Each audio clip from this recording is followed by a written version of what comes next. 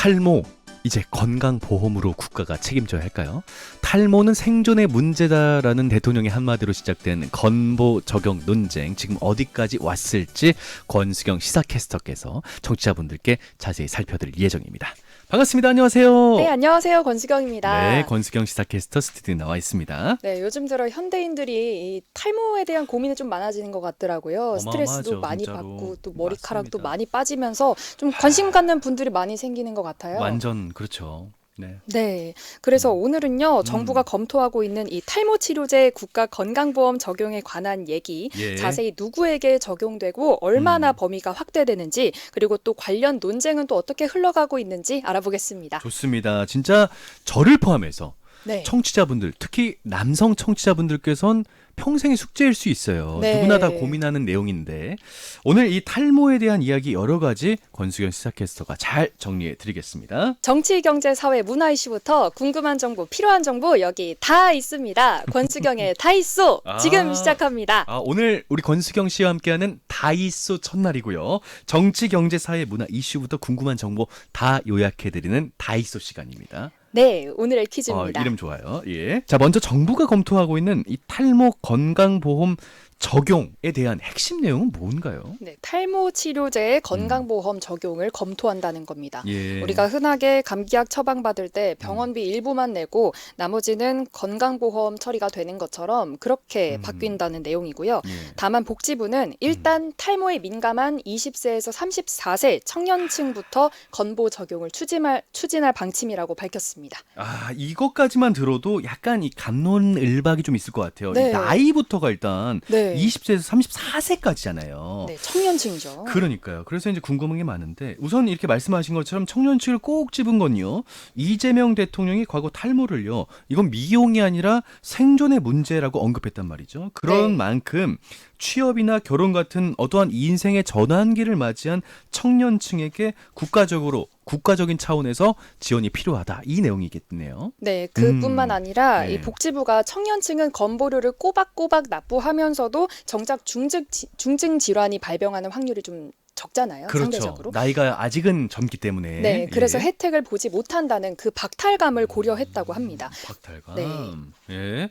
좋습니다. 자, 그렇다면 일단 궁금한 건 네. 탈모 환자들 현황은 어떻게 돼 있나요? 네, 건강보험 심사평가원 자료에 따르면요. 네. 작년에 탈모로 병원을 찾은 분들이 23만 7천 명쯤 됩니다.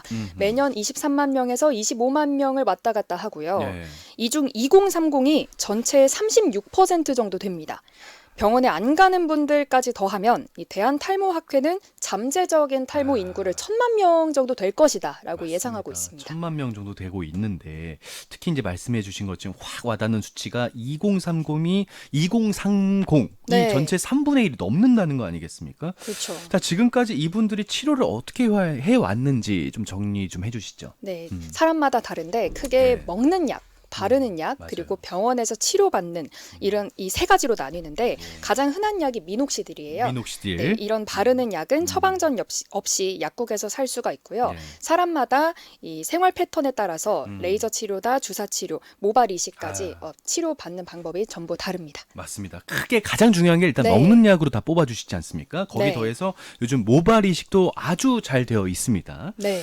자, 현행 제도가 건보 적용이 되는 탈모가 있고 안 되는 탈모가 있다라고 들었는데 맞아요. 정확히 이건 어떻게 나뉘는 건가요? 네, 머리가 왜 빠졌냐로 나뉘는데요. 왜 빠졌냐? 네. 아니 빠진 것도 그런데 이런 걸 나눠야 되는군요. 일단 너무 마음이 네. 아픕니다. 네, 면역 체계가 이 몸을 잘못 공격해서 이 머리카락이 빠지는 이 원형 탈모의 경우 건보가 적용됩니다. 예. 근데 나이가 들면서 또는 이 유전적으로 빠지는 탈모의 경우에는 그동안 미용 목적으로 분류돼서 네. 이 건보 적용이 안 됐어요. 아, 그런데 예. 이번에 건보 적용 범위를 넓히려는 게 바로 이 부분입니다. 어떤 거예요? 이 유전적으로 빠지는 탈모예요. 아, 미용 목적으로 분류됐던 탈모가 네. 이번에 고려가 된다는 겁니다. 그렇군요. 자, 어쨌든 가장 중요한 건 돈 문제인데 네. 진짜로 뭐 이런 말씀 드려도 될지 모르겠지만 요즘 뭐 반도체 난리잖아요. 뭐 SK 하이닉스부터 해서 뭐 젠슨황이다 뭐다. 네. 진짜로 다들 그러시지 않습니까? 탈모 치료제, 탈모를 정복할 수 있는 약을 개발한 분이 세계 최고의 부자가 될 거다. 이건 정말 완전 동의하시지 않나요? 너무 동의하고요. 여성분이라서 동의. 요즘 아니요, 여성 아니요. 탈모도 심각하니까. 네, 요즘 여자 남자 가릴 거 없이 가릴 것 없습니다. 네, 진짜로. 심각합니다. 인류에게 있어서 정말 가장 필요한 약 중에 하나인 것 같아요. 네. 탈모 치료제 정말로 개발됐으면 좋겠는데요. 제가 개발할까 봐요. 아 진짜로. 자 어쨌든 탈모 치료제 가격 말씀해드렸는데 가격은 어느 정도로 형성이 되어 있나요? 네, 약마다 또 가격이 다른데 보통 한 달 복용 기준으로 2에서 5만 원 정도는 잡아야 합니다. 그런데 맞아요. 이게 일회성이 아니라서 6개월 이상은 꾸준히 먹어야 그렇죠. 효과를 볼 수 있고요. 네. 가격은 전부 비급여입니다. 만약 건보 적용이 된다면 맞아요. 약값이 이제 10,000원이나 15,000원 정도로 떨어질 걸로 예상하고 있습니다. 맞습니다. 특히 이제 탈모가 진행되는 부위에 또 효과적으로 이게 효과가 있는 부위가 또 나눠져 있기 때문에 네. 뭐 M자 탈모라든지 이런 부분도 안 되지 않습니까? 네. 정수리에 한정돼서 성분의 효과가 좀 있는 걸로 이 전문의들이 말씀을 좀 하고 있는데 어쨌든 6개월 이상 또 처방받아서 약을 복용하기 위해선 수십만 원 정도의 비용이 지출된단 말이죠. 네. 여기 더해서 주사나 레이저 치료까지 가면 비용은 뭐 몇십 배까지 커질 수가 있고 그리고 아까 검토 중인 지원층이 34세까지였죠. 네. 20세부터 34세 사이의 청년이라고 말씀해 주셨단 말이죠. 자, 그렇다면 청년층일 때 하루라도 빨리 치료를 한다면 완치까지 가능할 수 있는 건가요? 완치라는 말을 탈모에 딱 쓰기가 정말 두렵지만 네. 완치에 가까이 갈 수 있는 건가요? 저도 좀 조심스럽긴 한데요. 전문가들은 의학적으로 완치는 기대하기 어렵다고 보고 있습니다. 네. 치료 목표가 남은 모발을 지키는 데 있거든요. 그렇죠. 네. 그리고 치료 효과도 바로 나타나지도 않아서 네. 계속 약을 써야 하고 또 중간에 끊으면 다시 진행이 되기 때문에 다만 확실한 건 빠르면 빠를수록 남은 모발을 지키는데 유리하다는 겁니다. 일단은 이 약을 먹으면서 지금 남아있는 생존해 있는 모발을 지키는 거, 사수하는 네. 거 그게 일단 가장 중요하다. 그렇죠. 라는 하루라도 말씀입니다. 젊을 때. 그렇죠. 하루라도 젊었을 때 약을 빨리 좀 먹어서 그거라도 일단 지키는 게 가장 중요하다. 네. 자, 정부가 청년층을 먼저 검토하는 것도 이른 시기에 치료를 시작하면 진행을 늦추는데 하루라도 더 늦출 수 있는 거 아니겠습니까? 그쵸. 어차피 진행될 수밖에 없는 탈모라고 하면 하루라도 젊었을 때 그 진행을 늦춰야 되는 건데 네. 일각에서는 우리 건강보험 재정은 과연 이거 괜찮은 건지를 네. 또 걱정하는 목소리가 있다면서요. 이분들은 머리숱이 다 많은 건지 모르겠지만 어쨌든 그런 목소리가 나오고 있던데 네. 혹시라도 추진이 된다면 우리 건보 재정은 얼마나 이 분야에 쓰이게 되는 건가요? 네, 본인 탈모 분야에? 부담률을 30%로 잡으면 연 최대 1,797억 원이 들 것으로 추산이 되고 있고요. 본인 부담률을 50%로 높여도 1,000억 원을 웃도는 재정이 필요하다고 추산되고 있습니다. 문제는요, 건강보험 재정이 작년까지는 흑자였거든요. 예. 그런데 올해부터 적자로 돌아선 거예요. 아, 국회 예산정책처가 네. 지금 제도를 그대로 둬도 누적 준비금이 2029년이 되면 다 소진될 거라고 보고 있습니다. 그렇군요. 그래서 한정된 네. 이 건보 재정을 고려했을 때 오히려 암 혹은 희소 난치병에 투입되는 지원을 네. 더 늘리는 게 낫다 이런 목소리들이 나오고 있는 거군요. 맞아요. 지금 건보 체계가 한쪽이 늘면 다른 한쪽 보장은 줄어드는 구조라서요. 맞네요. 그래서 본인 부담률을 50에서 80%로 높이는 이 네. 선별급여 방식이 필요하다는 목소리가 나오고 있습니다. 그렇군요. 자, 중증 질환자 단체에서는 또 강하게 반발하고 있다 이런 목소리도 나왔는데 이건 어떤 네. 내용인가요?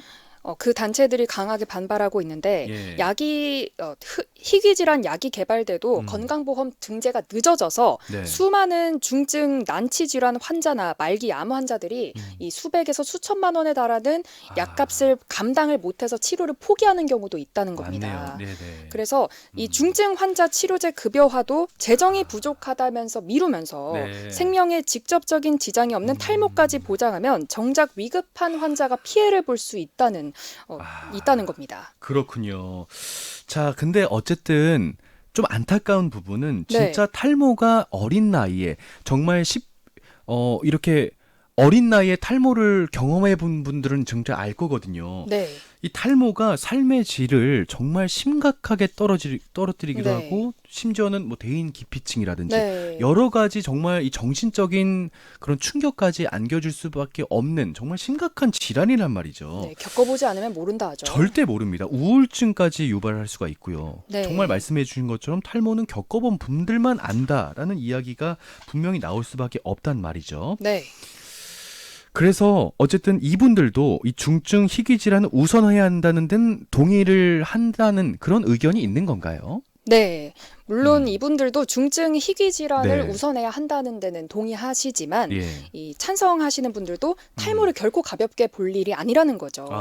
또 우선순위 논리에만 네. 갇히면 어떤 정책도 추진하기 어렵다고도 말하고 있습니다. 그렇군요.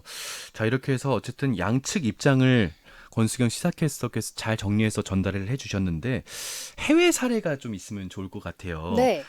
우리 주변국 중에서 탈모 치료에 건강보험을 국가 차원에서 적용을 하는 곳이 있을까요? 네, 제가 주요 선진국을 살펴봤는데요. 예, 제일 궁금한 사항입니다. 네, 공통적으로 유전성 탈모 치료제가 건강보험 대상으로 인정되지 않고 있었습니다. 아, 네. 왜요? 영- 이 네. 유전성 탈모가 가장 중요한데 선진국들도 아직까지 국가적으로는 지원을 안 하고 있군요. 네, 사례를 찾아볼 수가 없었어요. 그래요? 영국의 국민보건 서비스도 원형 탈모처럼 명확한 질환은 치료를 해주지만 일반 탈모약은 본인이 직접 부담해야 했습니다.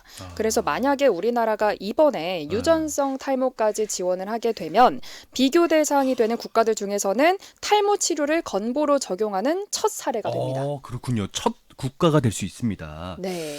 자, 이와 관련된 앞으로의 일정이 있다면 좀 정리 좀 해주시죠. 네, 오는 7월 4일에 연세대 백양누리에서 구민 200명과 행안부, 보건복지부가 모두의 토론회를 열 예정입니다. 예. 이곳에서 나온 의견들을 앞으로 실제 제도 개선에 활용될 예정이고요. 네. 그리고 이 탈모 건보 제정의 확정된 시점은 아직 나오지 않은 상태인데 네. 논란이 큰 만큼 사회적 합의가 필요해 보입니다. 그렇군요. 오늘 이 탈모에 대한 말씀을 드릴 게 정말 산더미 같이 많이 남아 있는데 시간 관계상 여기서 좀 맞춰야 될 것 같고 오늘 권수경 시사캐스터와 함께 이 탈모는 국가의 지원이 필요한 질환으로 볼 것인가에 대한 이야기를 자세히 드려봤습니다.